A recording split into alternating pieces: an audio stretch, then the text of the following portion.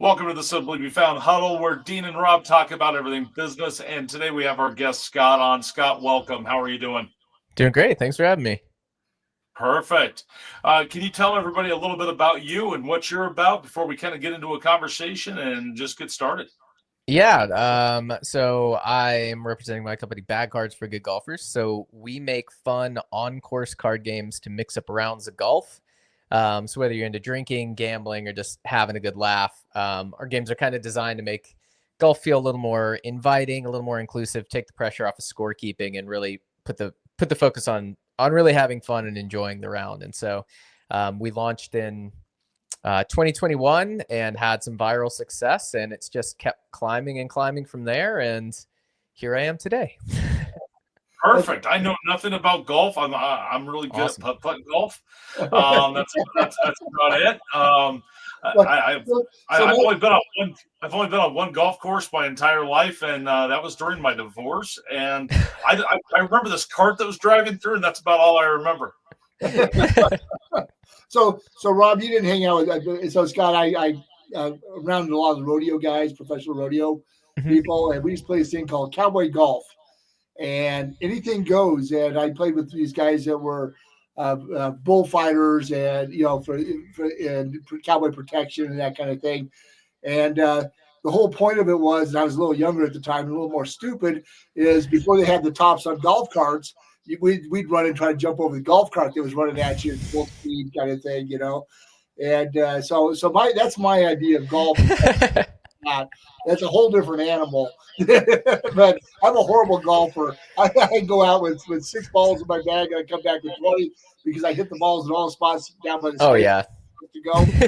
Back all these new balls, kind of thing, You're in good company.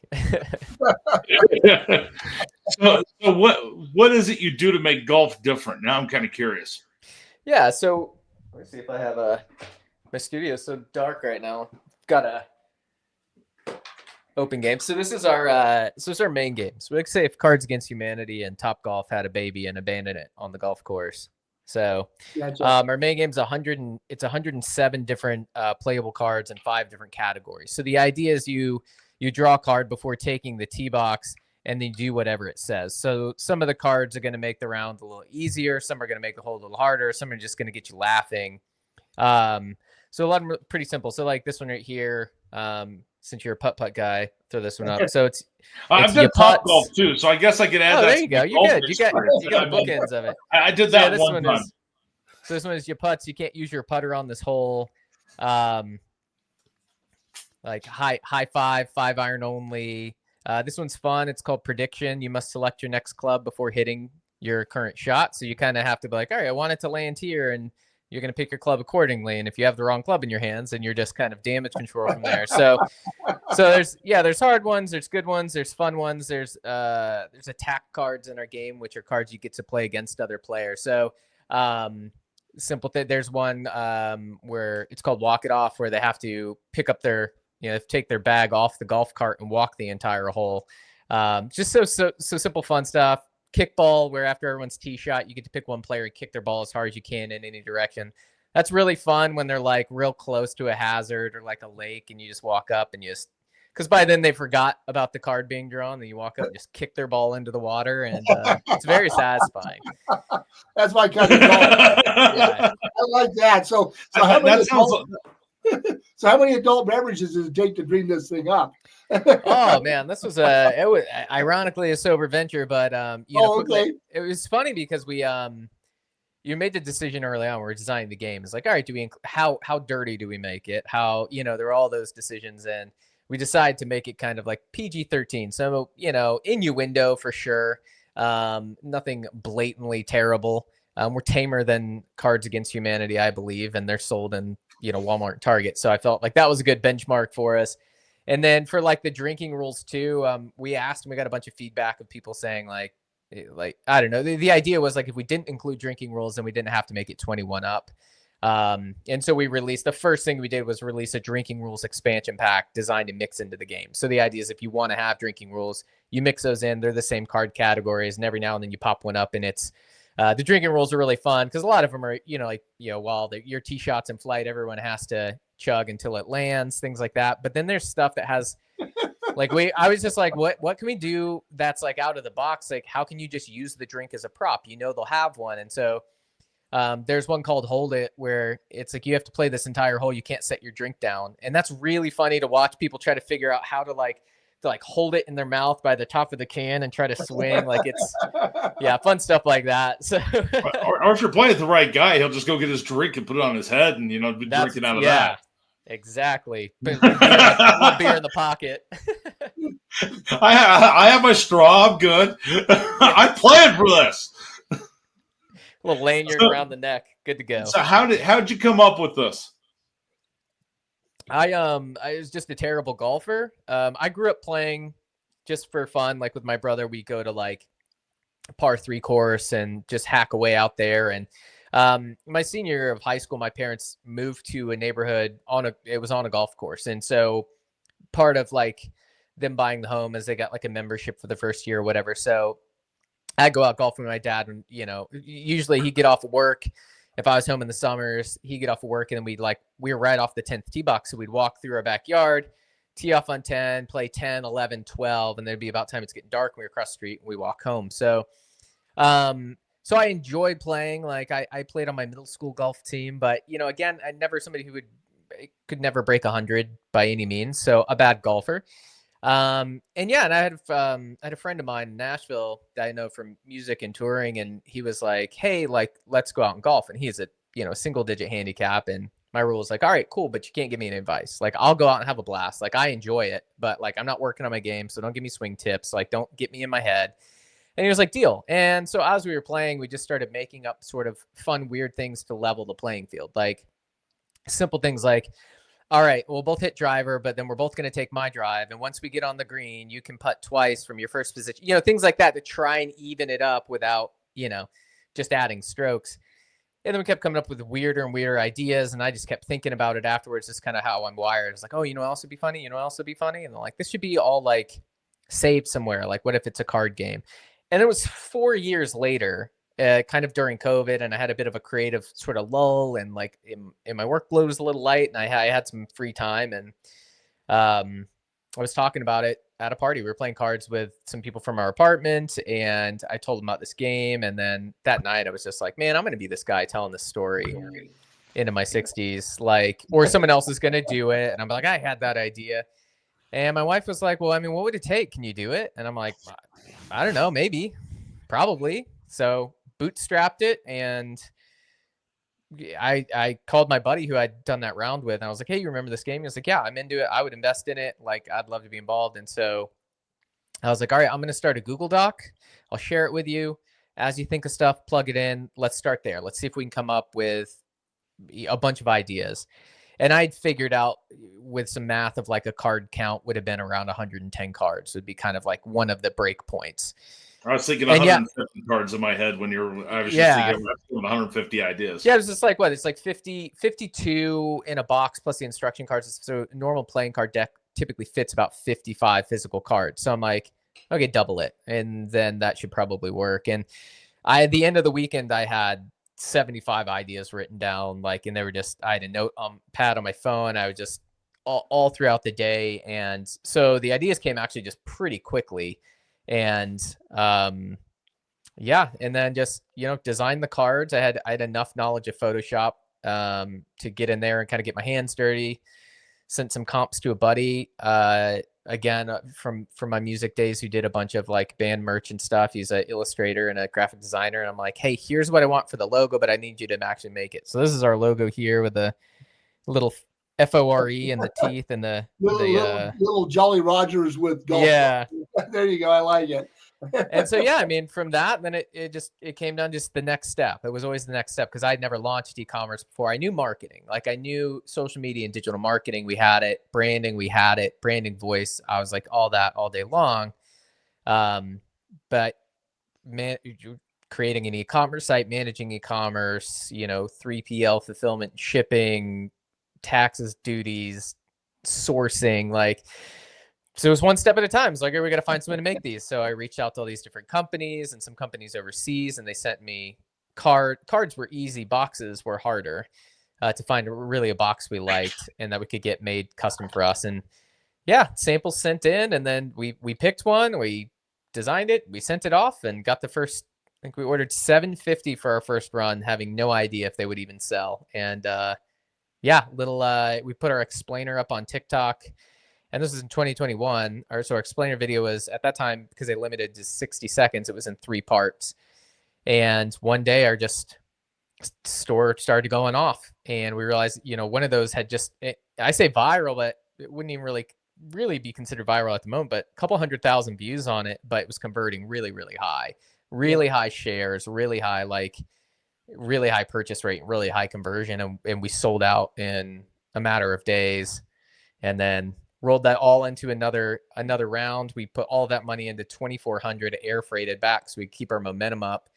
And we were pre-selling during that time. So by the time those landed, we were sold out in a week. And then, keep rolling in till we're ordering, 10, 20,000 at a time. And you made a really important comment, though, that I think a lot of business owners miss out on, is it's not the number of views and stuff, it's the conversion rate that really makes it happen. And do you think that was really the factor? I mean, you could have 200,000 views and only converted a few. That would have never taken off for you. So can you explain the process a little bit on how that worked for you?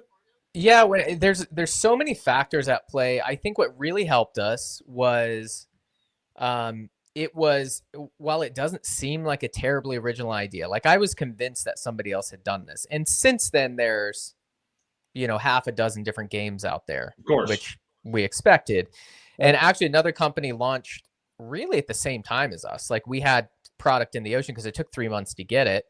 And they released on Amazon. I'm like, oh crap, they're going to think we copied them. But I was great, because if I had seen their game, I maybe would have not done it. Like I'd be like, all right, it's already out there. But yeah, I think the fact that it's a unique idea, and that's the thing too, is like when you think of virality and sharing, people want that social, like there's this component of value, of social value when you share ideas and information. Like it's wired into us. It's a survival mechanism. And so like when you see something that you've never heard of and you feel like you're on the start of the trend, like there's this real pull to share it. And so even though like most of the people that probably watched that video were not golfers, they knew a golfer and they sent it to them and they thought, oh, that's funny. And they sent it to some other people and then they bought it. So I think with it being just a unique idea, also kind of at the time when social selling, like people were comfortable now, are very comfortable buying from just anybody on the internet. It doesn't have to be a store, it can be on somebody's Shopify, a small business, things like that.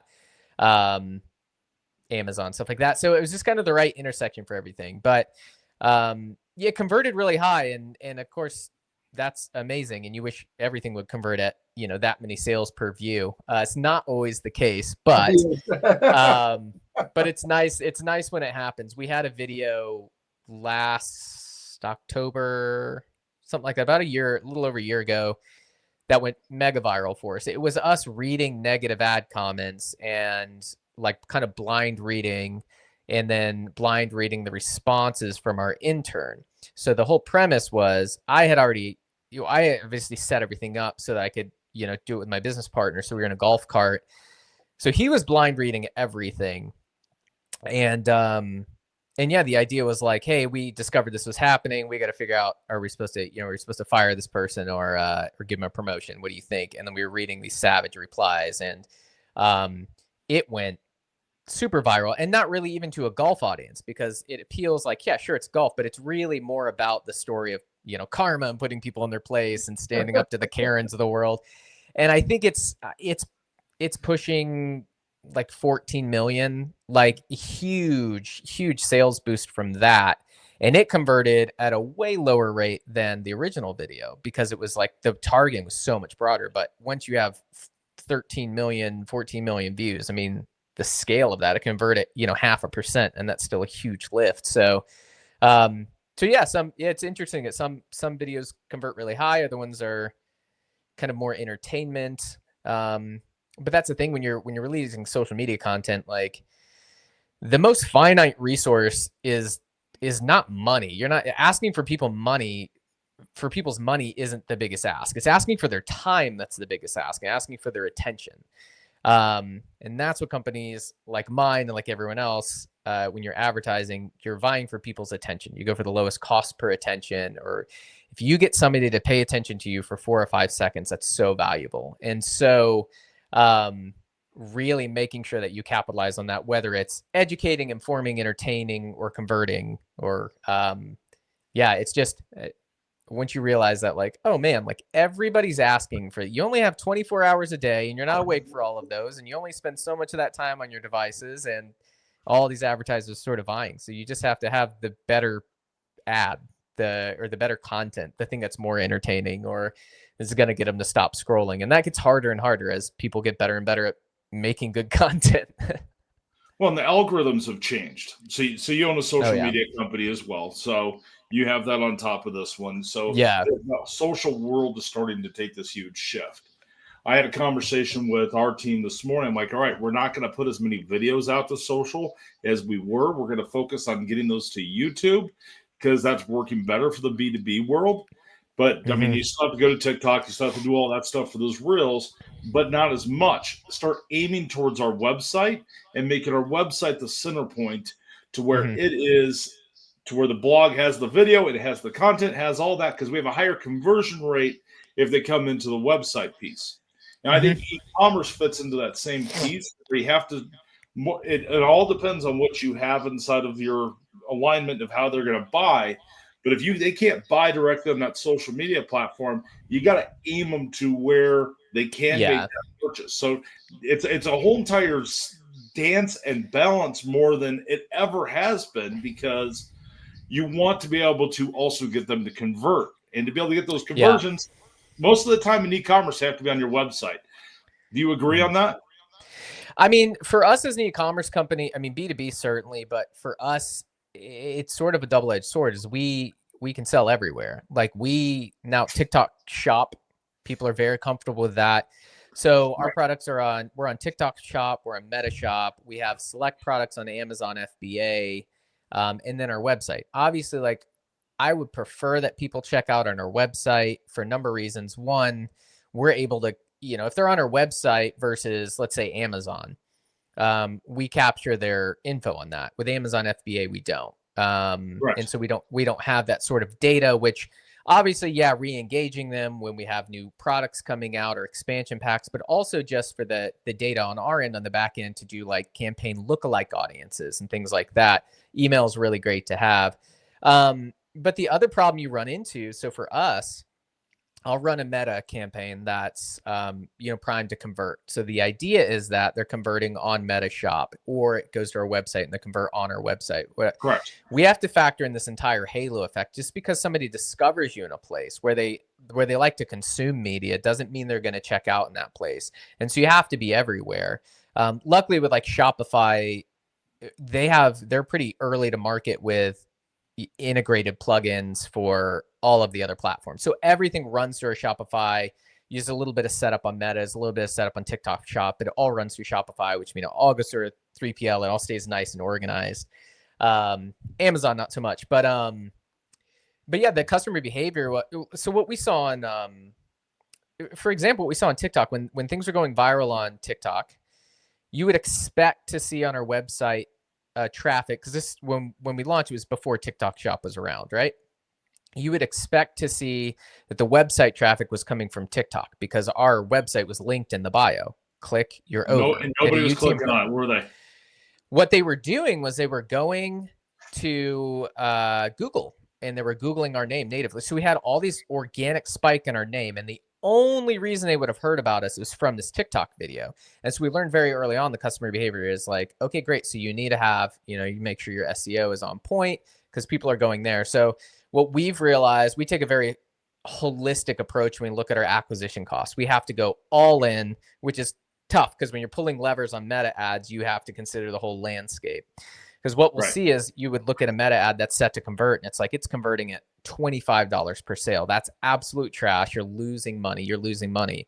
But when that happens, they're going and Googling you on the other side. They're going to Google, and then ChatGPT they're going to Amazon. and all the new stuff that's out there now. Yeah, they're or going they to go to Amazon Amazon. a lot of the time. And then we see an uptick. So we have sort of a baseline on our Amazon, because we do advertise on Amazon. So we have our baseline numbers, and any elevation from that, we have to then attribute to where the traffic's coming from. So it's a little messier, but yeah, you can sell everywhere, and you have to, because people will consume their media how they want to consume it. Like, I like TikTok for certain things. I like Meta or like Instagram for certain things. There's people who just live on YouTube. That doesn't necessarily mean that when I buy something, I want to shop on TikTok or I want to shop on anything. I want to go to Amazon, see if it's there first, because I'm a Prime member, and I'll add it to my cart, and it'll show up with everything else, and I don't have to put my info in. So and I don't have to think about it. It's just done. Yeah. Well, now, when I do try to order directdirectly from websites when at all possible. And like, we offer free shipping and everything. And, I mean, if you're trying to support like smaller brands, obviously always just go to their website, because they're going to make the best margin from that. Even like fulfillment and stuff, it's like our team makes money on that. And so it's always a better way. But yeah, you just gotta be everywhere and easily accessible for when they want to make that purchase, that there's the least amount of resistance as possible. Well, there's a key piece that you brought up there. You might be really sucking eggs inside of this platform or this type of network, or however, you don't know where anything is going to go viral at, or viral for you. Because looking at something of, I'm going to get 100,000 views on something, I'm going to go, great. But if you made no sales off it, doesn't matter. So you want to be able to make sure you go viral for you, which is going to make your bottom line bigger. But being everywhere is the whole entire key to that, because you want to be able, wherever they're going to look for you, you want to be inside that spot for them to make that purchase. And you almost have to take your marketing still has not as much reporting as we have, as much data points that we have. You still don't know exactly where your customers are coming from.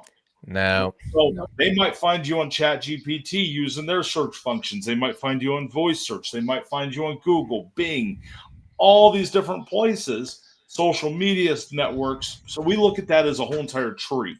So you have your organic piece at the bottom. I'm not sure if you've watched any of our stuff on this, but you have the organic piece at the bottom, which is your citations, your website, and then you have all your stuff up inside of your tree. Well, everything is connected. So when you add up your marketing budget, you have to put it as one line item and then go, what are my sales? And that's really what your numbers are, because they might have consumed you over here, bought over here, and connecting that A to B doesn't always exist. Yeah. And I think it's important too, when you're running a campaign for anything, especially in our world, is like, I always try to stack as many KPIs as I can. So like, when it comes to those like key performance indicators, obviously conversion is what you want, right? Number one, you want it to convert, you want to make money off of it. But like, okay, so what if this viral piece of content doesn't convert? What else can I grab out of it? And it's so we might use, let's take a giveaway, for example. So we're running a giveaway right now with another, it's a direct-to-consumer golf club brand. And so we're giving away a full set of their wedges and a full set of their irons. We're running this giveaway for a month. Now, giveaways notoriously are people who want stuff for free. They don't always convert, right? So, so just by, having a giveaway post, those tend to go a little more viral naturally, because you have people tagging and comments and sharing. So you are getting that echo. So provided you had to pay for the prize. So say you paid $700 for this giveaway prize. It's like, all right, obviously I want it to convert a bunch, but what else can I get from this to make it all worth it? And so whether that's pieces of user generated content from people submitting stuff, an email grab, we run a mini chat sales funnel. So it's basically like a CRM funnel that all runs on the back end of Meta, so Messenger and Instagram. So basically it's an opt-in function. So it's a way to grab emails in exchange for entering, ain't no such thing as a free lunch. Give us your email. That gives us the opportunity to reach back out to you, to reconnect, to sell you products, to remind you when holidays are coming up, to hopefully convert that to a sale later. So it always comes down to like, how many things can we get out of this? If we do an influencer campaign where we've paid an influencer, I'm going to make sure that the language of our contract gives me access to the final video and I have permission to run it as an ad. Because say the influencer campaign didn't convert and I've invested this money, well, suddenly I have a nice, really good, organic, professional looking user generated piece of content that I can now run as an ad. So instead of, paying somebody to shoot ad creative, it's like, cool, I'm doubling up on that. So finding like the most KPIs you can have with that. Obviously, if it doesn't hit your ideal, your number one, and you've had these other ones, like, cool, I learned something here. Here's what I gained from this. So just sort of setting yourself up for success in that way, I think is important, especially when you're doing a marketing play of like a giveaway or an influencer campaign or something sort of out of the box, a tournament, a live event, whatever that's going to be. Right. So the process of redirecting is really important for you on those kinds of promotions. Is that what you're saying, Scott? Yeah, I think and repurposing inside of there. So you have the repurposing, you have the retargeting, you have the regrouping, you have the repurposing. There's so much stuff going on behind the scenes, and I think a lot of business owners have no idea that all that stuff even exists because they're used to running their business. So if you don't have the marketing background, you don't know what's possible out here. Sorry for taking over, Scott. No. No, you're absolutely right. I mean, it's and for us, like email is always king still, because any new platform that comes, people are going to sign up with their email, or like an API that's running through a social platform like Meta that already has their email. So the more that you can because the goal is to link back to that specific person. So if you want to, obviously TikTok came around, whatever the next thing is, we'll have, 70,000 emails to load into that to try and find our audience on that. So we start with a leg up. We're like, hey, we're on here. And then of course, I mean, obviously like email drip campaigns for us are one of the higher converting sales channels for us. And so a lot of the stuff that we do when we're doing contests and stuff, obviously somebody opts in for a contest or a giveaway, and we're just like, awesome, click here to enter. They enter, we end up, it says give us your email address. That's how we contact winners anyways. They do all of that. They get through and like, cool, you're in to win. Now, if they come back for the next giveaway the next month and they opt in, our system already knows we have their email address, so they're just opt in. They're good to go. And obviously we follow up with some sort of like, hey, by the way, here's what we sell, here's what we do, here's some customer reviews. There's sort of this little mini drip campaign thing, and then we leave it. But we're able to re-engage you probably do some retarget marketing to them as well for social, for ads, I'm assuming.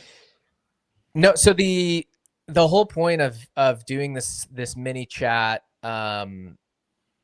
function is to own our audience, because currently we don't own our audience. You own your email list, but you don't own your social media audience like you think you do. I mean, we have 133,000 followers, but I don't get to reach them all the time. I get a percentage of them if the algorithm deems that I can reach them all, right? So I saw a report over the weekend that's 3%. So when you post out to Facebook, it's an average of 3% of whatever you're following has got to see that post. Wow, 3%'s actually kind of been the for my company for a long time. It's been the benchmark on engagement. Like when we work with influencers and stuff, a 3% or better engagement rate is really what you want. I mean, there are workarounds. So like it's funny because our goal is to reach a new audience always. Like, yeah, we put out fun stuff and videos, and I love that our followers engage and things like that. But our goal is always to reach a new audience, to reach new people to hear about our brand, to buy our products and stuff. And when you put something on social media, the way it works is you get 3% of your audience, right? So in the first, and there's a lot of smoke and mirrors around all this, but the gist is you release something, it goes out to a select few of your followers. We're going to see how they engage. We're going to look at the shares, the playthrough rates, the likes, the engagements, the links on what they click on, all of that. You got to prove it out to that little bit. Okay, cool. That worked out well. We're going to serve it to a larger version audience, And now we're going to start trickling in people who don't follow you. And these are the people that we want. So to get them, we have to have some sort of virality with our existing audience to be able to get over to that one. Well, Instagram has this feature out called Trial Reels. And their idea is that they want their content to do well. They want you to release good content. So they're arming you with that. It's like, hey, before you send something out to your followers, release it as a trial reel. We'll only send it to people who don't follow you. We'll give you some free data to know whether you need to tweak or improve. Release a couple versions of it and then determine what to give to your followers, which is awesome. If you're an influencer, you want to make sure that, like, I don't know which one of these versions is going to do better. I'm going to release them both and then figure out what to give to my followers. We're on the other side of it. We're like, you're telling me I'm going to get guaranteed 2,500 eyeballs who don't follow us on everything. So we're posting a bunch of stuff that we've already posted that's already on our feed, and we have years of organic content. So we just filled our trial reels. So everything you post is like 2,500 new eyes, 2,500 new eyes, and we don't end up sharing it to our main feed. Delete it, put up another one, put up another one. So exploiting those sort of those features, like using the opposite side of it because it benefits us. So Dean, you know where that fits into what I'm going to say, don't you? No, it's kind of like your whole kindergarten thing. You give a marketer a little bit of something that works really well, and marketers will ruin the fucking shit out of it. Because they will take that away because everybody's doing that now. All right, Scott, what was the name of that program again? So we can repeat that for everybody. It's just called Trial Reels, and so it's on Instagram. Yeah, on Instagram, and it's been around for a bit. So right, but a lot of people that don't understand, they don't know if that's even there. So that's a great piece of information for our small business people that are listening to us, or any size business is listening to us, kind of thing, if you will. I mean, it's one of those things, Dean. I love our social media suite, but our social media suite is for the busy business owner that wants to broadcast everything at one spot. There is a lot of benefits. And my biggest poll and everything, there's a lot of benefits to logging directly into some of these social media platforms and posting natively. Yeah, it's a bummer because we do a lot of the same thing, right? You want to be able to just like put it in one place, and like realistically, I would just love all of the options to the nth degree that you can tweak, all the levers that you can pull. But with Sprout Social, Hootsuite, a lot of these, like, a lot of the functionality is there, but it's not exact. And there's even algorithmic things where you want to add text on screen. Even if I've done captions in another program, like, they reward the things on screen. So even putting text on screen and pulling it completely off the screen, like things like that, where you're just trying to please the algorithm a lot of times. And so, it's an ever moving target. There is benefit to working directly within a platform, like you were saying, Robert. But I think really for that, it's like commit to one or two that are your most viable, and then outside of that, let them fly. Like we let our we produce for Instagram and TikTok, and we let that fly to Shorts, and we let that fly to Facebook. So it's not optimized for those channels, but we're not going to devote that much manpower to specifically make post tweak for each of those. It's just, you run it, you got to pick your battles there. Having something's better than nothing, because you never know which one's going to hit. But that's one of those things to where, I mean, they only release certain stuff out to the API for like our social media suite, which competes with, Buffer, Hootsuite, Social Pilot, all those things. We'll go neck and neck with them any day of the week with our social media suite. But there's just certain things that don't get released to us that you can do natively that you cannot do from the API calls. And there's things that happen inside of certain profiles inside of social media. And Dean, I know that's an area you really haven't touched much on. No. As far as that whole world. But there's something that Scott might have access to that I don't have access to. But I might have access to this other feature over here that he doesn't have access to. And it's all based on how many followers, how much engagement, what they're trialing. There's beta stuff that's constantly coming out from the networks. Oh, yeah. Yeah, and that trial reels. It's kind of like my camera and it having the AI function of all of a sudden following me. I shut it off, and then I do some hand gesture, and it keeps kicking back on. I mean, nothing's perfect in this world. Yeah, I think and you're right. I mean, I do think the trial reels is pretty much rolled out to everybody, but we got that kind of early, and I was like, oh, like, I see what they're trying to do with this, but here's how I want to use it. And working natively can be a benefit, but it's also a big time commitment. So it has to be something where the juice is worth the squeeze for you. And then outside of that, just being everywhere, like easy to find, popping up in the world and all these different channels it's a lot to keep up with, but it's important. And it's great to have tools that have an automatically built API. I mean, I was mentioning earlier on the e-commerce side, there's a lot of that functionality that works really well that goes directly to our Shopify. And that I couldn't imagine having to individually manage different sales channels, because we're on half a dozen. Like, to be in there managing each one every day and it would just be a nightmare. Inventory not all syncing up. It would it'd be crazy. So I use WooCommerce for all that, for all my big e-commerce sites, and I'm able to do the same thing and pull it and have all the levers. And it's just, I have that whole system built out for e-commerce.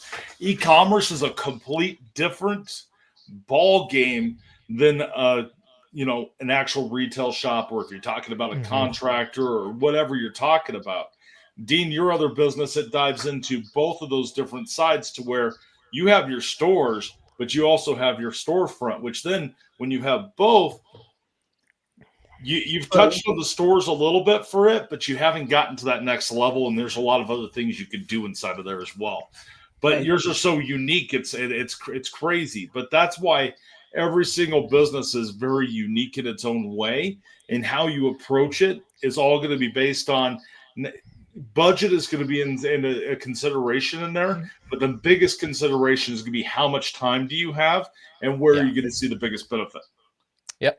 Yeah. Time's just another resource. Early on, you tend to have more time than budget, which is great. I think it's great to start out scrappy and really try stuff and make it work and think outside of the box. And then I think it's helpful, because then once you do backfill with budget, it's dumping fuel on an already lit fire. You know, it works for you. You've done the A/B testing. It's really easy to burn through marketing budget, trying stuff out. Oh, yeah, absolutely.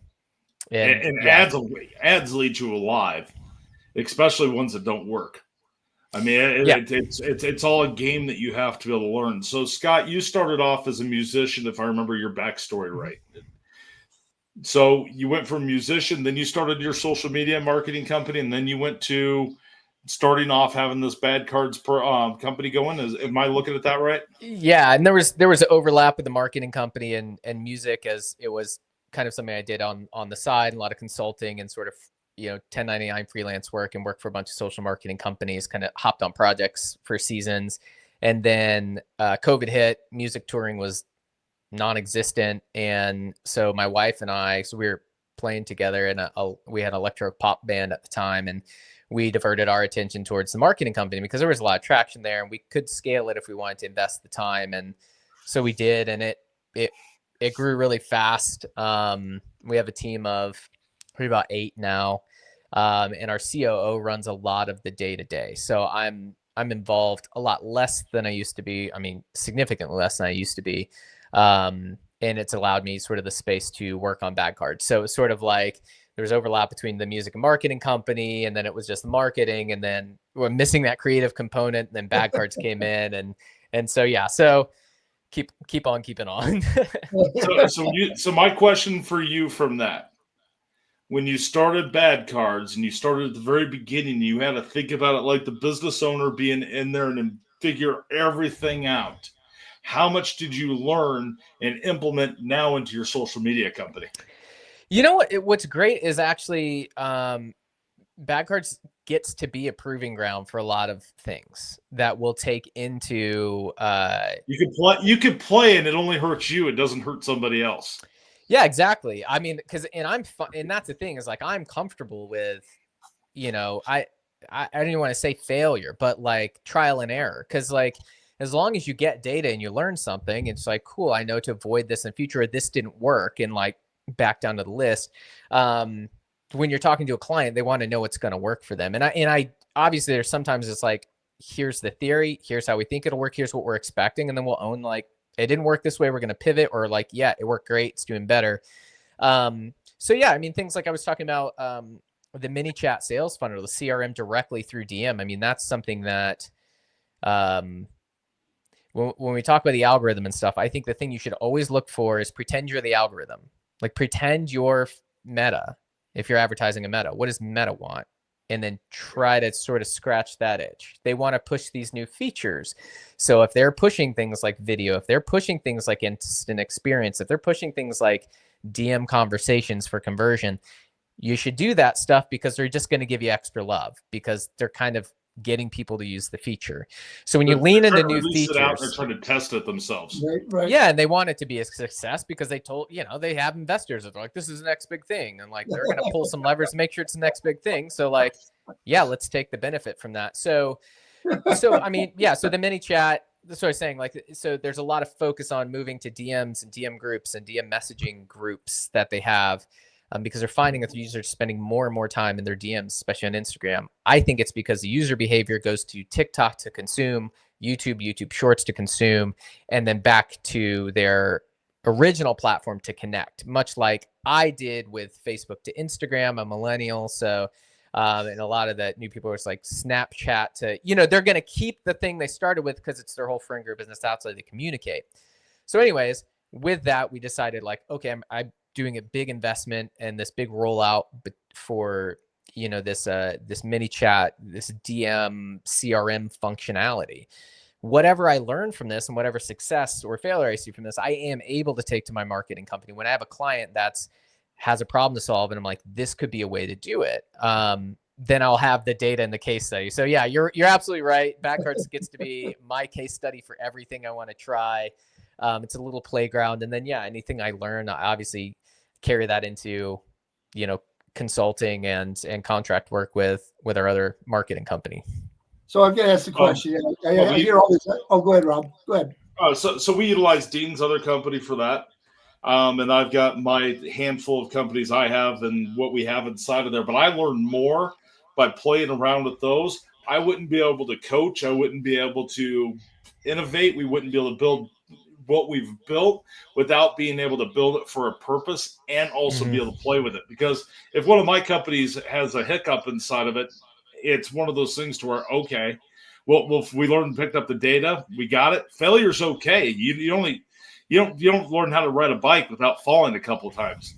You learn that hurts, and then you learn how to ride a bike without your training wheels. So there's a lot of stuff that comes from there. Sorry, Dean, I didn't mean to interrupt you. No, that's right. But no, we were just talking about the things that you're comfortable with, what you started with. Where does LinkedIn fall for you? I mean, do you find that workable? Because I'm visualizing business to business people being golfers, just because that seems to be the trend. Has that been a successful platform for you? I know. Or are you a typical millennial and you didn't try LinkedIn yet? So it's funny.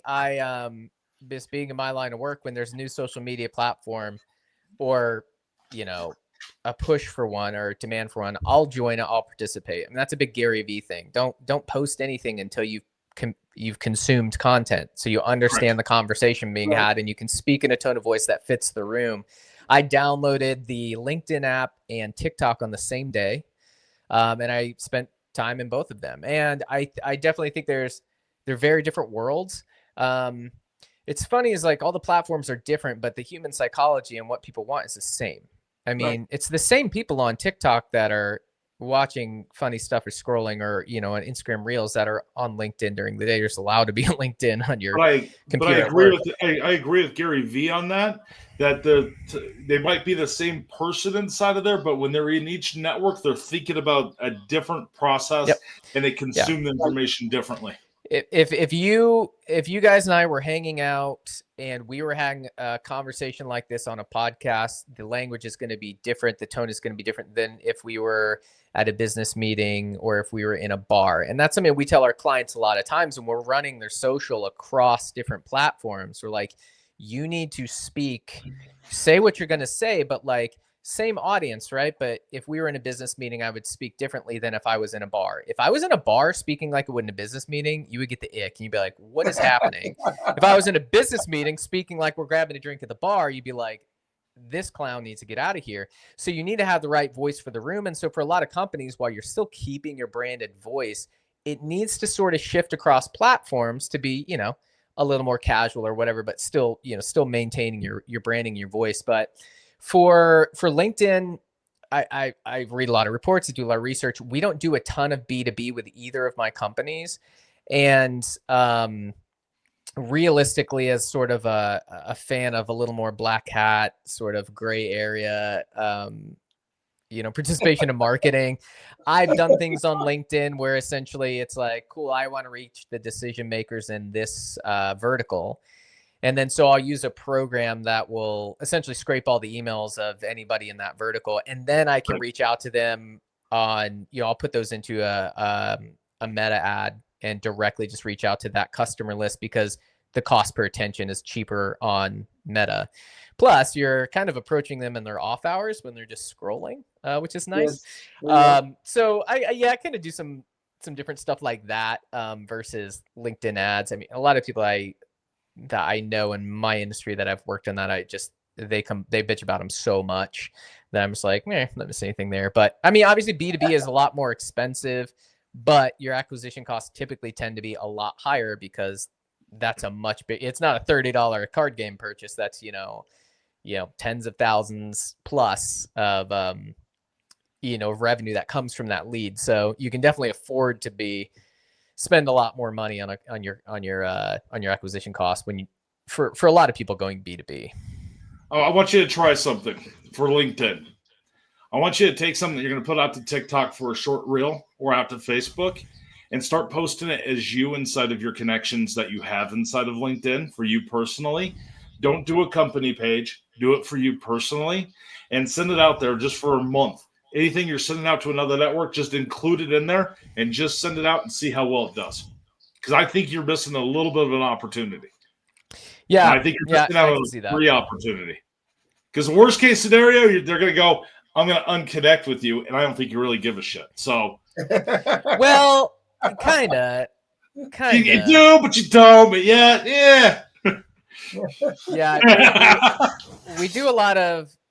So with our marketing company, I mean, we're a boutique agency, and so we pretty selective about clients, and we're at a sort of another growth point. So reaching out, and we do use LinkedIn as part of a connecting point, and less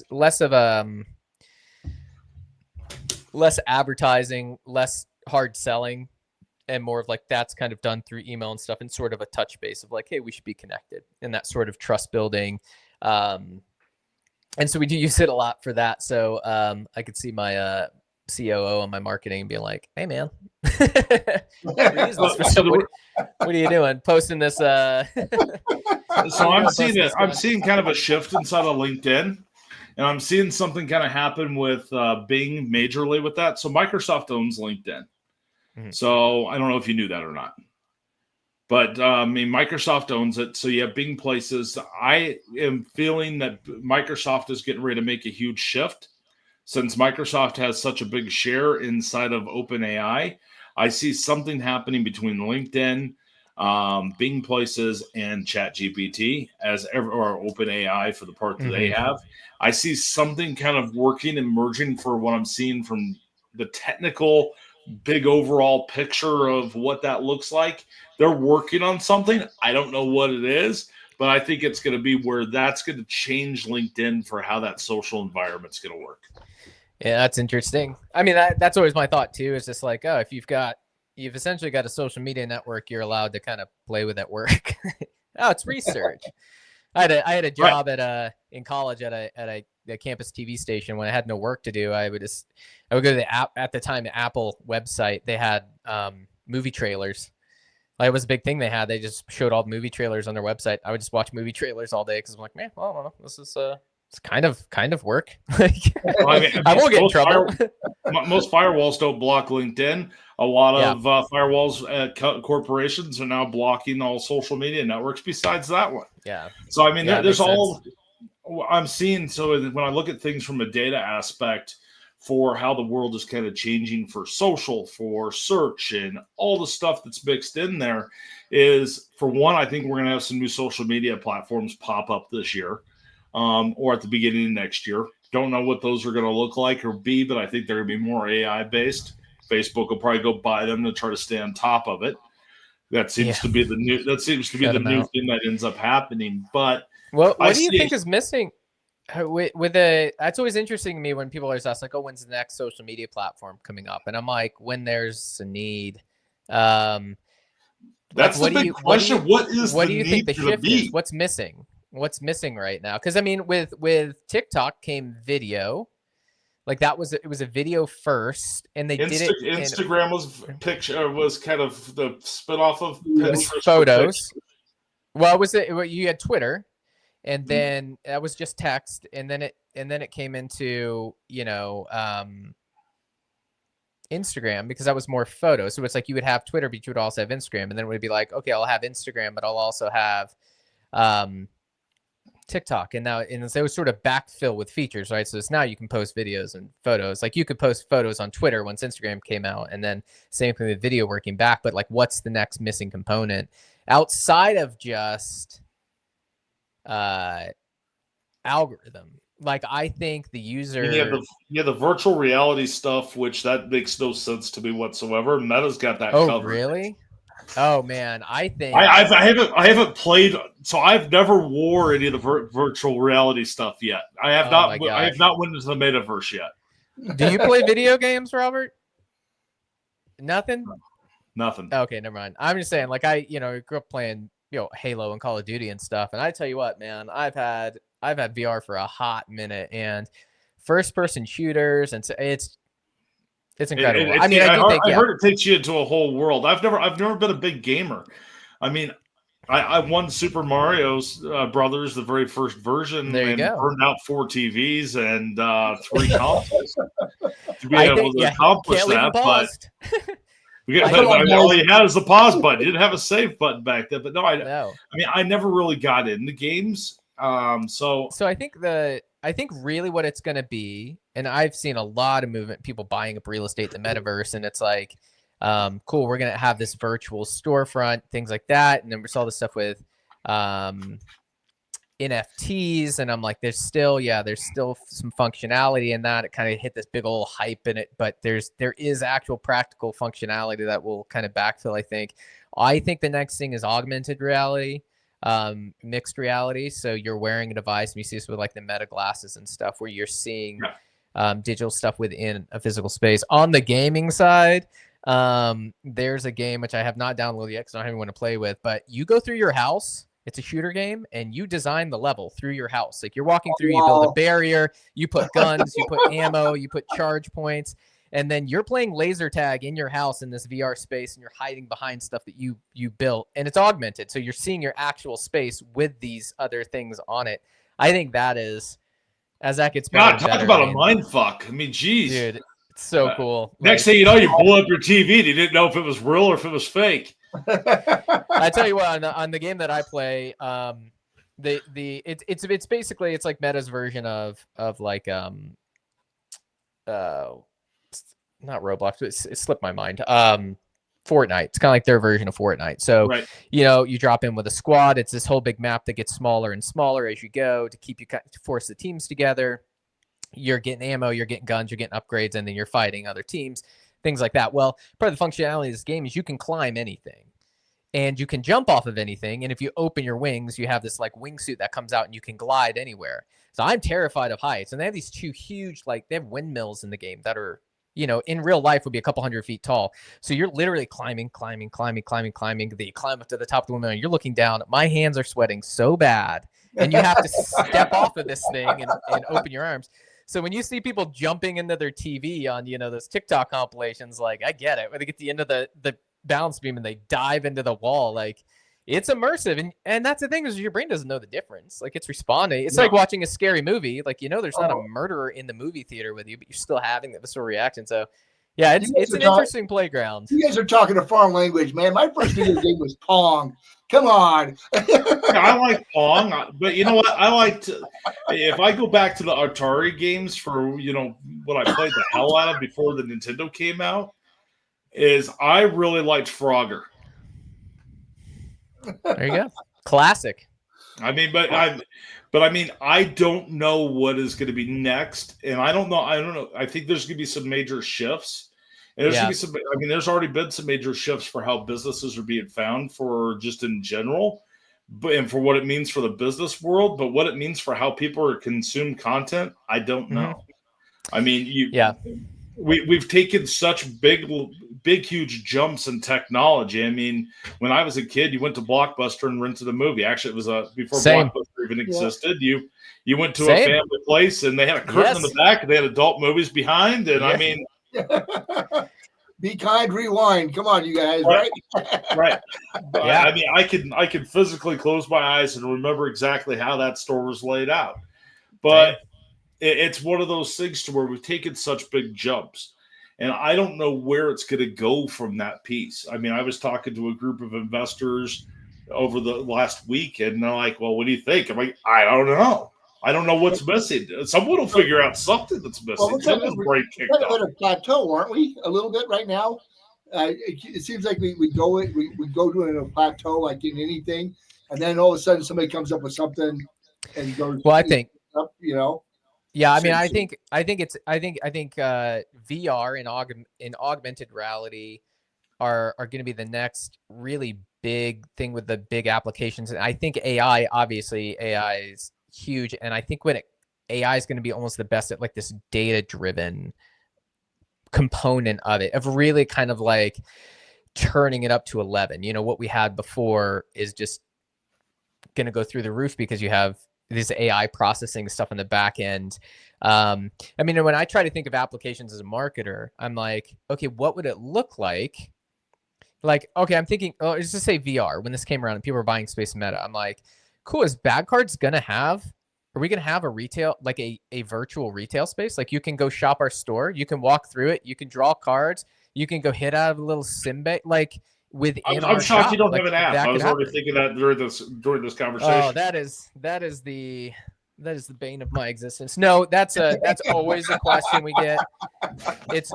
It's continually a no for me, but I'm not so stubborn that I won't ever revisit it. But yeah, it's real hard to. I mean, we sell a card game for $30 right now, and even with shipping and fulfillment, if we take an app, it makes it harder to make money. Obviously, we could do ad sales and subscriptions and stuff, but I'm essentially creating a problem for myself to solve.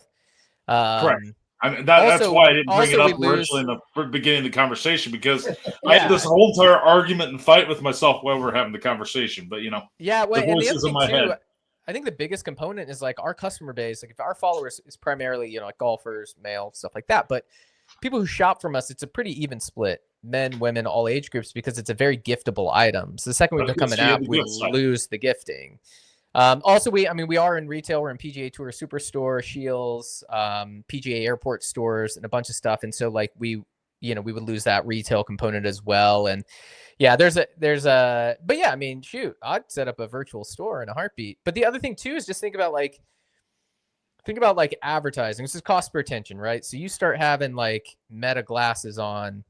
Everybody starts wearing these Ray-Bans around for whatever functionality. And then, when they look up at your store, if your physical storefront or your sign could be like something that's directly targeted to them. Are we now doing targeted ads to people in physical space as they walk around? Like, it's like stuff like that. No, it's like, you take that to the next level. If you're going to go that far, you take it to where they can come into your store, pay, and then it's a group of them that are going to go golfing all together, and they're going to play bad cards at the same exact time. Oh yeah, for sure. Inside of virtual reality.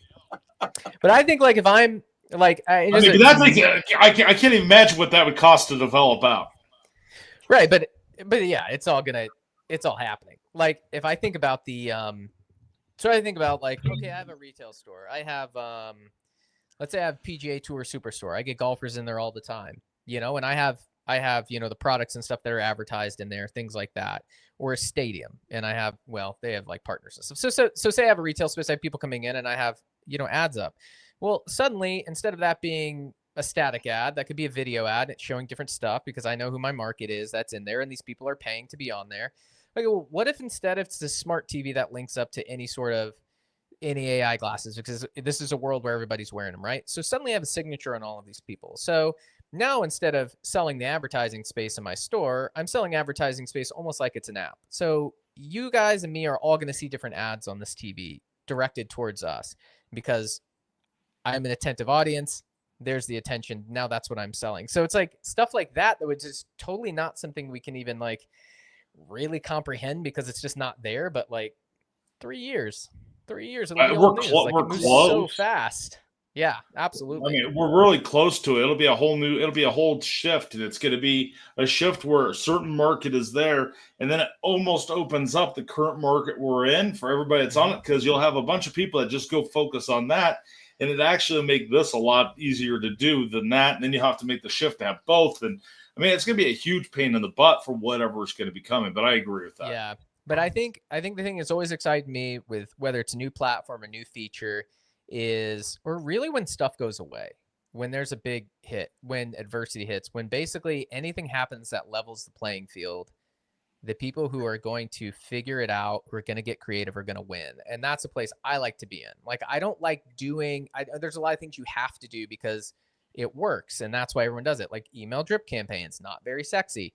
Things like that. It's just like, cool, we have to do this stuff, but what can we do that no one else is doing? And so when there's a new platform, figuring out the best way to be on it, to exploit it, to do the most with it, to me is always exciting. So when something new does come out, then the wheels start turning. It's like, all right, how to do this?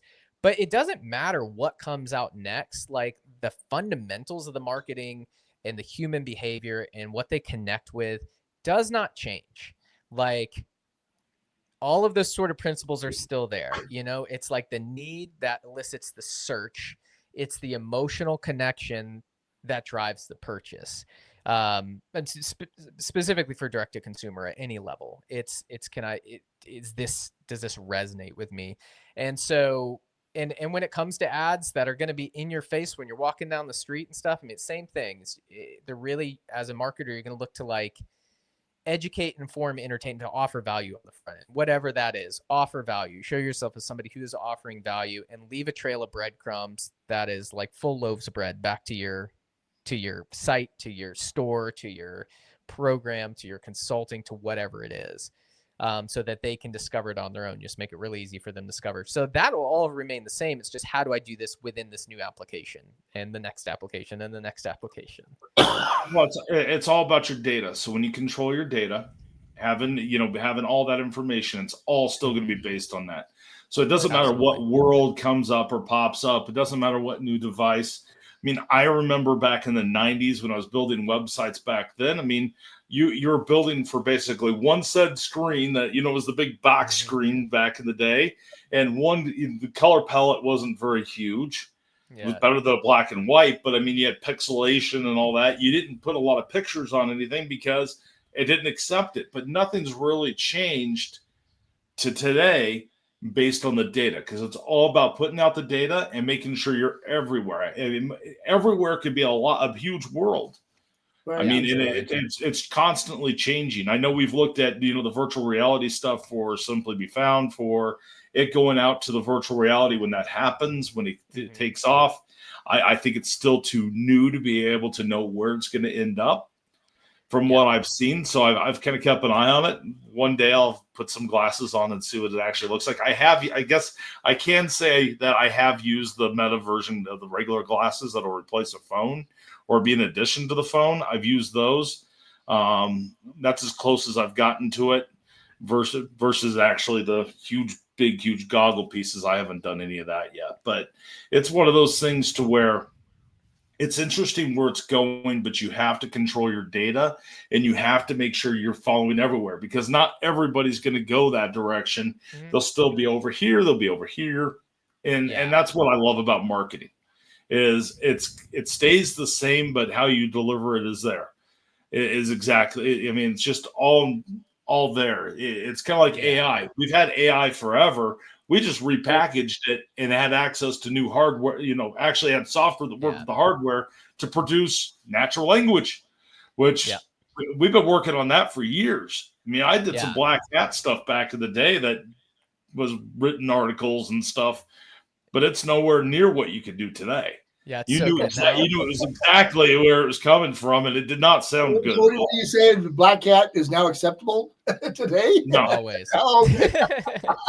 Yeah, I think. But you test those. You have to test those limits over time. Right, I got you. Yeah, I think it's, as a marketer, I think it's great to. I'm slow to adopt things from a business perspective, but I'm quick to participate.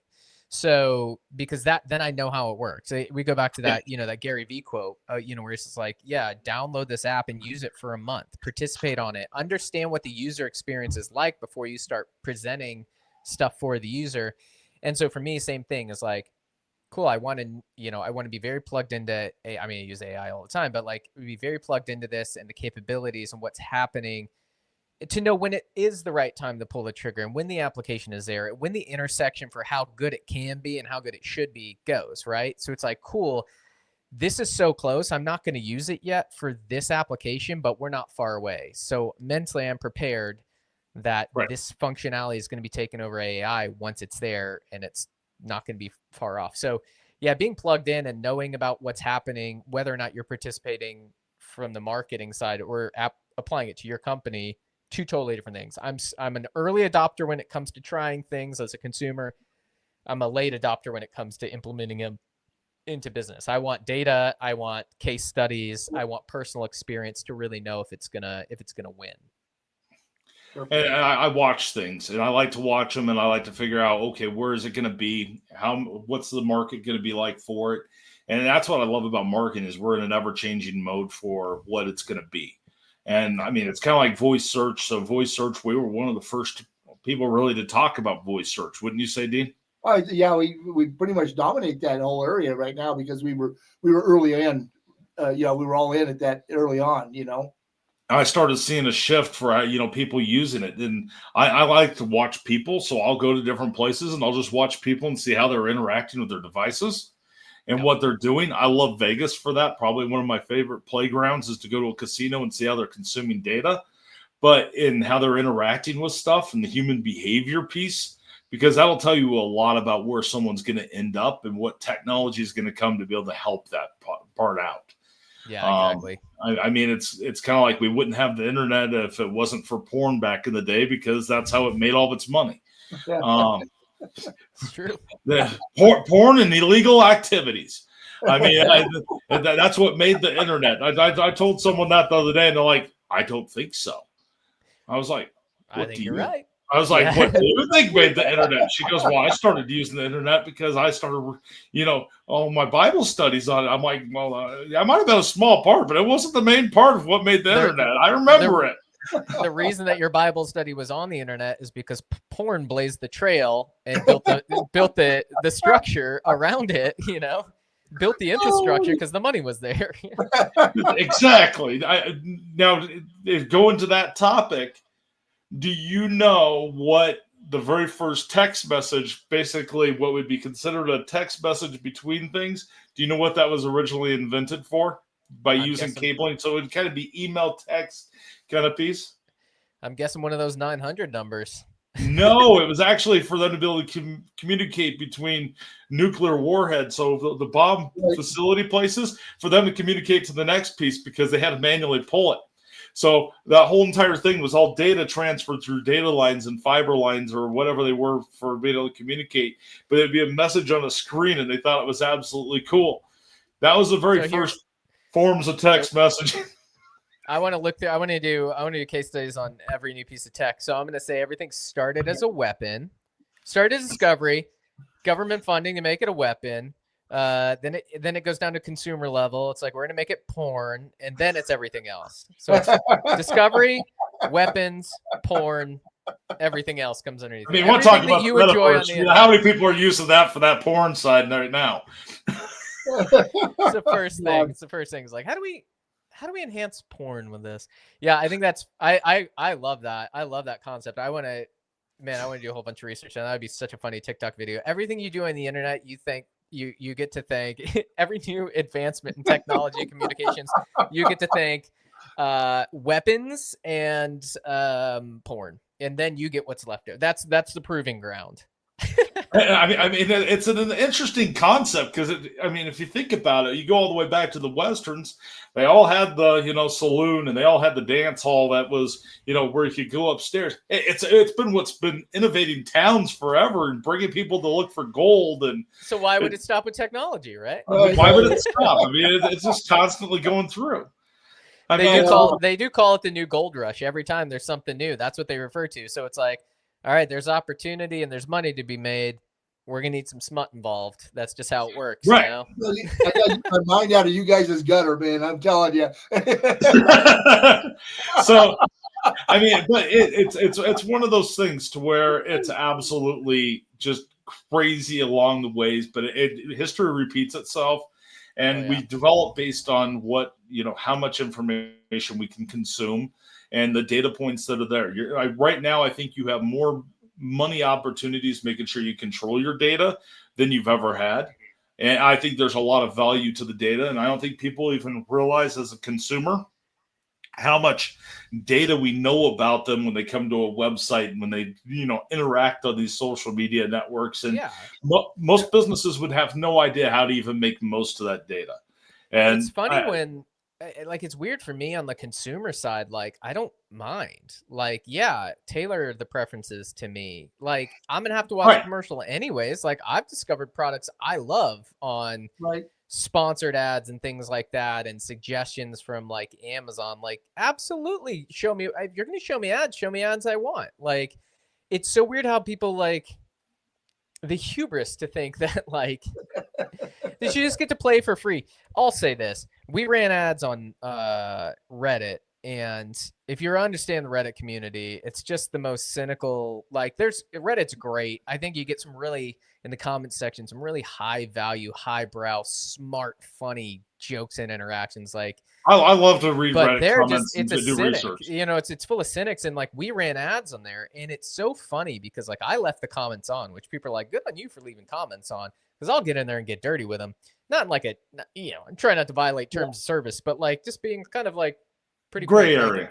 And people who are like, oh, just going off and like, why would you, like, this is crap. Why would you advertise on Reddit and blah, blah, blah. And obviously being in golf, there's people, there's this whole like shrink the game. There's too many people playing. There's too many new people to sport. And we get lumped into that. People hate us for that. But, there's plenty of naysayers out there, and they all live on Reddit. And so I read these comments, and I'm just like, the Karens of the world. They're just like this idea that like, this is bullshit. There's ads on here. And I'm like, I want to hop in the section. Like, how much do you pay to use Reddit every month? It's free. Do you think Reddit just does it out of goodness of their hearts? They're keeping the lights on, using advertisers like us. So like, just keep scrolling. That's the thing, is if your alliance is with the platform that you use and you have to watch a commercial or you have to see an ad, that's so that you get that for free. Like, I get being upset when you pay to subscribe to something and you pay for ads free and then you're getting ads, then you can be mad because you paid to opt out of that. But nothing's free. Your data is what you bring to the table. You want to enter a contest, we want your email address. Doesn't mean you have to you don't have to buy anything, but we're going to get the chance to pitch to you. Everything's a timeshare, basically. You're going to get the free vacation. Sit through the meeting, please. Like, so I watch YouTube, right? We pay for the premium. I watch all the commercials. I turn it off because I want to see what's being directed towards me and what gets my attention. Rob does that a little different, but I don't mind the YouTube commercials kind of thing. It's market research. Send me a dozen Skyriza commercials. Like, it's all pharmaceuticals now, but still, it's just like, what you're saying there. I get the Viagra stuff. Come on now. It's like your that kind of stuff. You don't ever. It really looks at your age, because they know all the facts about you, and they're redirecting to you based on what you search for as well. And that's no different from what TV used to be, Right. I mean, because like the only data they had, the only data points they knew was, all right, if you're seeing it, you're watching TV and it's 4 p.m. or it's 3 a.m, we can draw a lot of conclusions about this person. So we're going to serve you these 900 number, late at night or like early in the morning. It's just like, okay, let's come on. It's like the old Lawrence Welk show. You knew that the geriatric people were watching Lawrence Welk at 6 o'clock at night or 7 o'clock at night, and that they would redirect. You're absolutely right. So data is always being collected, and the psychology is still there. It's just that now that we have more data points, like Rob, he's always he loves to dive into that data stuff. And I might not game, but I play with data all day long. Yeah, exactly. So, I mean, I was gardening this weekend and working on setting everything up, and I had a laptop going. I wasn't Dean. I told Dean I was going to disconnect, but I had my AI, so I created a whole system where I have my AIs, all the main ones, all communicate with each other, and they have to argue out points. Well, I was looking for different points, so I put this whole entire sheet together before I started working in the morning, and by the time I came back, I had a whole entire data set of research out there. And one of the things I wanted to look at is I wanted to look at Facebook to see if Facebook has made any changes to where it makes sense for us to do any ads inside of Facebook. Because the first time we ran ads, we got the same reaction you did for Reddit inside of Facebook. I mean, that was the only comments. That was the only outreach we got. We got like one customer that signed up from a Facebook ad for Simply Be Found. The rest of them were like, why are you advertising? Stop advertising to me. And it's like... That's so funny. It's like, what the hell is wrong with you? Come on. If you engage with our ad, then the algorithm thinks you like it, and they're going to send you more of our stuff. Correct. Like, that's always sort of my like kind of funny little, when bad cards came out and people are, in the comments threads, that was the thing. It's like we would have almost no positive comments because people don't want to be the naysayer, right? Or that speaking out against a group. So you have all these negative comments, and it's like for every negative comment we had 10 sales. So it's like, cool, everybody, like, we keep it going out. It pushes the algorithm. It doesn't like, it's not like people are going to be like, oh, this is a cool idea. Oh, people hate this. They're not reviews. They're just like, I like it. I'm just not going to say anything. So my fun thing was always like the people that go into our comments and hate on us, like, the way that the algorithm works is come Christmas time when we're spending more on advertising, it's going to target the other devices on your router at home because they think that you like our product. So your wife, your fiance, your girlfriend, your brother is going to buy this game for you. And I love that. And you're going to have to smile and pretend like you like it. And that goes into the whole... Anything negative is still good, right? Is that what you're trying to say, Scott? It's better than nothing. Okay. And that's the difference between a B2C product versus like what you have for bad cards, and kind of why I wish I had a product that was like that side hustle to be able to do that side. Because a B2B product, you don't get that leadway. That no one buys a B2B product and says, hey, honey, look what I bought you for Christmas. I mean, it just doesn't happen that way. You open a whole new can of worms with B2C that you can have so much more fun with. And then you get to also piss them off more when it becomes their stocking stuffer. Oh, it's so funny. I hated these guys. I wish it could be a fly on the wall for somebody that's like, what's this? Oh no, it's cool. Thanks. Can you imagine getting that on a video? Can you imagine getting that on a video, being able to use that for social media? It'd be perfect. It would have to be natural. Fuck, I hate these guys. What the hell? Oh my gosh. Yeah, that'd be a really fun video to do where we take a negative comment. We do this or hire one of these guys that do these like be found, that they find where you are, like they can like do all the sleuthing on social. I'm pretty good at that too. It's just like, all right, this person said this, so we did this, and we found this, and we found their fiance, and we found this person, and so at Christmas time, we just hammered that. But we were DMing them like basically like almost like a free product, almost at cost, just to get it in their hands so they give it as a gift. And so we were pranking the negative people by giving a deep discount code to their loved ones who are going to buy it to them as a gift. And like have in there like, okay, with this offer, like it's for our, it's like we're giving you this offer, but what we're hoping is that you'll film them opening it and send it back to us. And so like, and just if we could get one, oh my gosh, that would be so fun. That'd be a fun product. So that'd be a fun whole entire marketing campaign. So the closest thing that I've ever came to that is we have chat inside of our website. People can come in, they chat with Dean and I. We're the only two right now that operate chat. But we've had one of our biggest competitors, which is a publicly traded company, decide to have all these people start to be able to message us. Well, I got really tired of it. So I tracked them all the way down to what coffee shop they were all sitting in, which was down from their corporate office. And there's like 4 or 5 competitors that are inside of that area that are big players for us. And I was like, so are you enjoying coffee over there?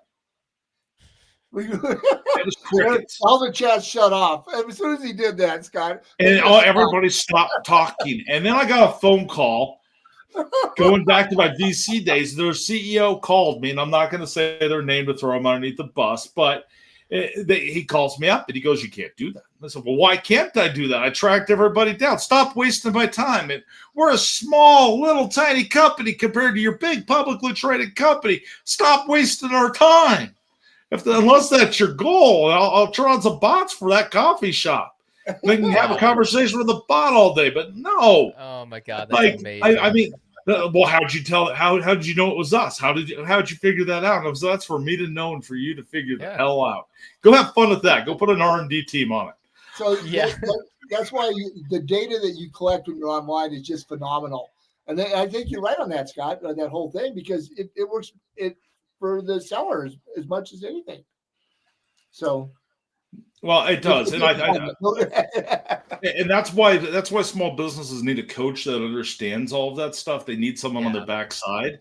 Simply Be Found offers that. Your other social media company offers that. I'm sure you could pitch that if you want to. I mean, that's totally fine with me for whatever the name of that is. But it's one of those things, Scott. You have to have someone who understands that playing level, as the average business owner has no idea where to even start at, and the opportunities. If you communicate, but if they don't communicate to you and say, "This isn't working, this is working really well," if they don't say those things, you're just going blind and you can't have as much fun with it. Right. Yeah. If you have the data, you don't know how it's performing or what levers to pull, and you're flying absolutely blind, or not even knowing like, oh yeah, how's this converting? How well does this do? How's this compared to another channel? Like, especially if I'm working with a client on the marketing side, it's like, what are you doing already? And kind of what's the benchmark? Like, what's the number to beat? And if they don't know that, which a lot of times happens, they just don't know. Like, we're taking over their social media, ad spend. And it's like, do you know what kind of campaigns you were running? Did you have a full funnel? Were you just running web? A lot of times they don't know where the money's going, or anything. I will say this really fast. For anybody, on the digital marketing side or client facing, I think the best thing that you can do is educate your clients. Like, especially in social media, like, we're not doing anything that no one else can do. Like, every individual person has the ability to set up, a Facebook page and Instagram and go in and set up a business suite and do all the advertising. We have access, all the tools built into that, they have access to as well. Do they want to spend the time and the money and the AB? No, that's what you're getting. Like, it's like, you can do this, but you don't want to. It's like you wouldn't go to somebody's yard. If you're mowing lawns for a living, you wouldn't go try to convince the homeowner that they don't know what they're doing out in the yard. That's not the sale. The sell is like, you don't have the time for this. I have the expertise. I'm going to do a great job. Right. And so I think by informing, and even in pitch meetings too, giving people a little, especially like a lot of competitors in the social media space will put the focus on like, followers. And so what they'll do like some bots, they'll do things like that to build the followers, and they sell that as their KPI. We go in immediately and we're like, no, what you want is this audience. And so what happens is, when clients we work with for a long period of time get approached by competitors, they're asking questions that scare the competitors away. It's like, well, are you just going to be running engagement ads? Because really, like, we want web traffic. And so we don't really see this as you give them some language and it scares everybody away, because they're looking for somebody who's just going to like write the check every month.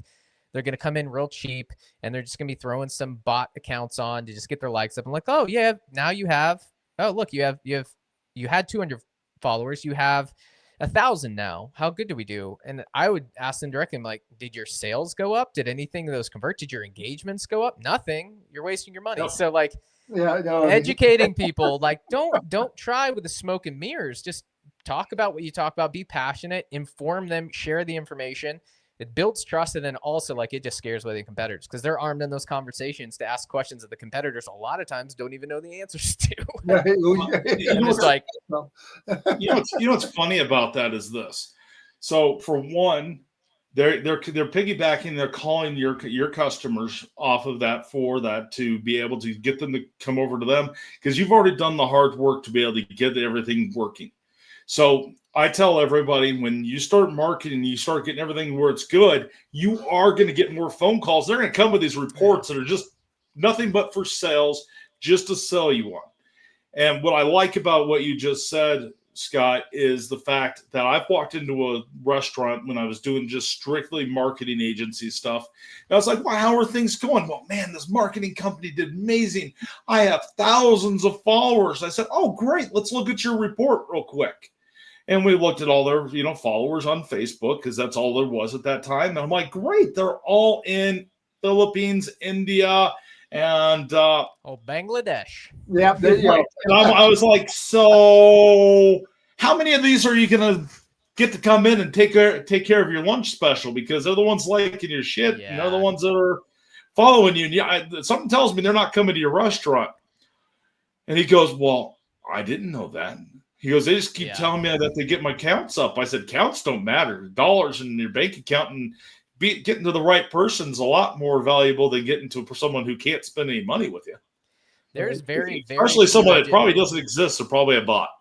Yeah, and there's very few occasions where I think that there is value in that social proof component, in that sort of fake it till you make it. But one example would be I've seen this before with like musicians and bands as they're trying to get opportunities. What'll happen is if they have a big following, they will get the call back, they will get the second look, they will do that. So what the bummer is that if you weigh down your followings, if you fake that number and all of that, again, the goal there, the KPI is to have a real interactive following. It's to have a big number, to get A&R to pick up the phone, to get the booking agent to sign off on the gig, to get the headlining band to sign off on you opening the tour. Then there's a component there. But what you do sacrifice, and you have to understand, is like you sacrifice your ability to reach your audience through that channel because it's going to be completely watered down. So, well, your reach is good. You're not going to reach those people because now you're reaching a bunch of people that are just bots. And so if you care about that, it matters, and if you don't, it doesn't. I also do think that there is. This is less about following and more about like engagements and stuff. If you have if you have things that you have to post that are sort of like they're a necessity, they have to be posted. Like they're not the sexiest and most compelling pieces of content.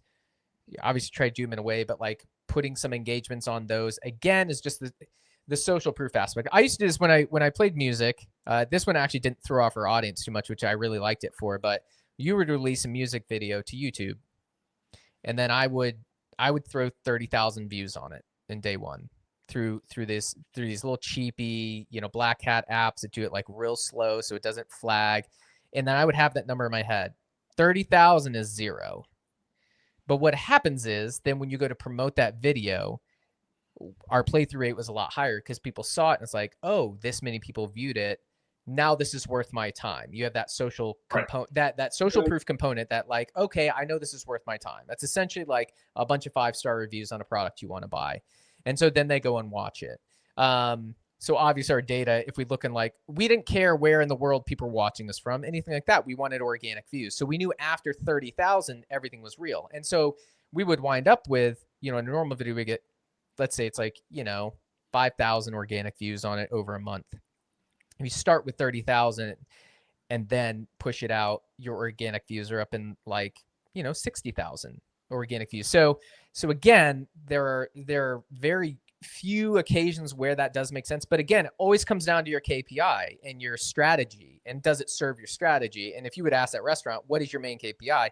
To get butts and seats, to sell specials, to get our lunch round full. Right. Great.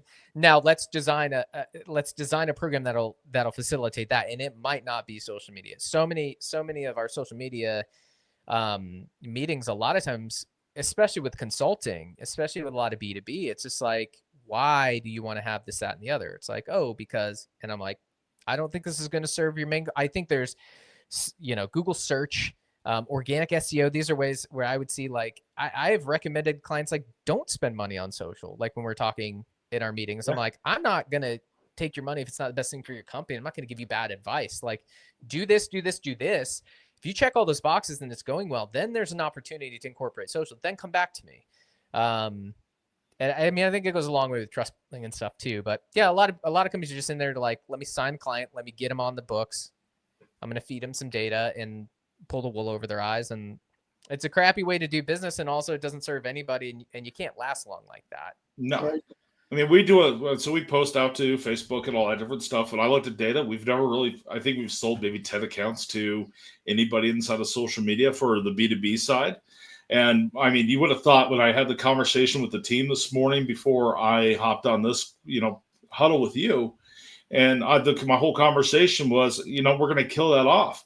And we're going to start focusing on everything coming back to the bottom. Like, but this isn't what everybody says. And I said, I really don't care what everybody says. Right. It's not what the data says. The data says this, and we could get more from this. So we're going to go this route to be able to do this, because at the end of the day, data really doesn't lie very much. Yeah. You can make some mistakes on how you interpret that data. Sure.